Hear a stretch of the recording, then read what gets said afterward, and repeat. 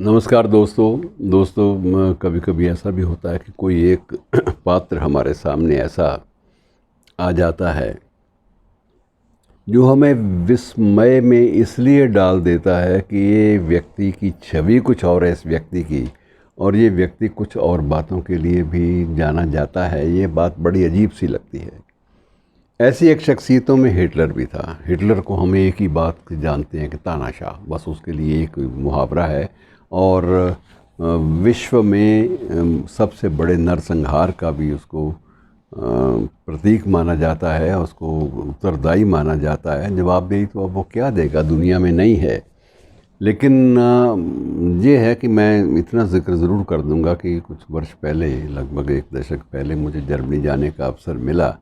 तो वहाँ मैंने देखा कि वहाँ मेरे गाइड ने मुझे सबसे पहले आगाह किया कि एक बात का ध्यान रखिएगा कि आप जर्मनी में हैं, जब तक हैं यहाँ हिटलर की बात नहीं करेंगे, ना उसके पक्ष में ना उसके विरोध।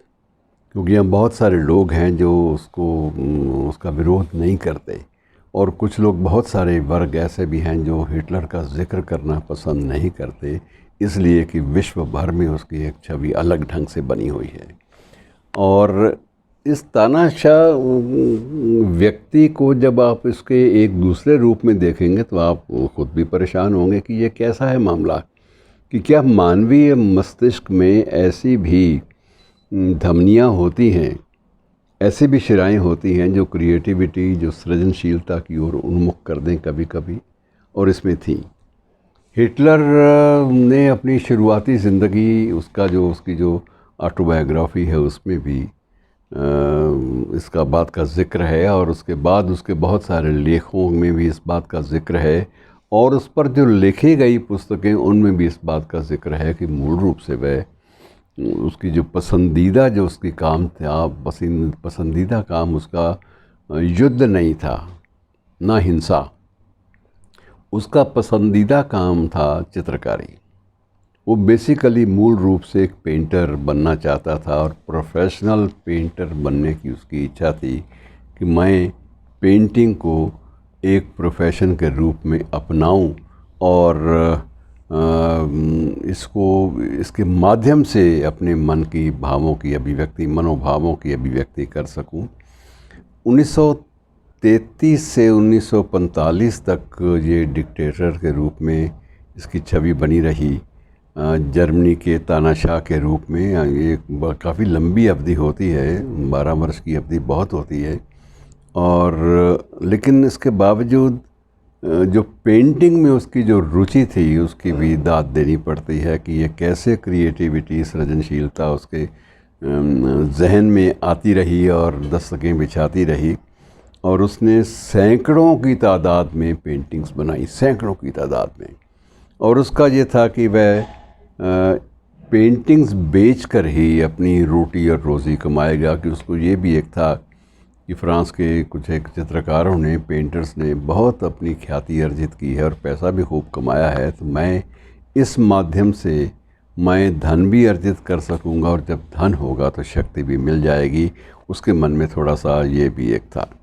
और उसकी शैली थी पेंटिंग की, वो आर्किटेक्चरल शैली, जैसे भित्ति कलाओं की और वास्तुकला की और निर्माण कला की। कहाँ एक निर्माण कला का पारंगत व्यक्ति और कहाँ एक ध्वंस का प्रतीक बन जाए, ये एक बड़ी विसंगति। ये मानवीय संवेदनशीलता, मानवीय प्रवृत्ति, मानवीय स्वभाव की इससे अजब विसंगति आपके सामने नहीं आएगी कि एक ही व्यक्ति जो ध्वंस का भी प्रतीक है, शिखर, और वही व्यक्ति सृजनशीलता का भी प्रतीक है, और सृजनशीलता में भी नवनिर्माण का प्रतीक है।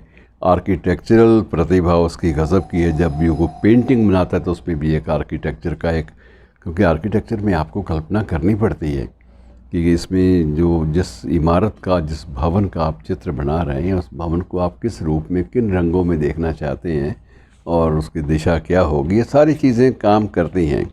लेकिन उसने बाकायदा एक, उस समय के एक अच्छे टीचर का सहारा भी लिया, और टीचर का नाम था रुडोल्फ वॉन। और वो भी अपने आप में माना जाता था कि ये एक अथॉरिटी है और अधिकार से पेंटिंग के क्षेत्र में उसकी बात सुनी जाती है।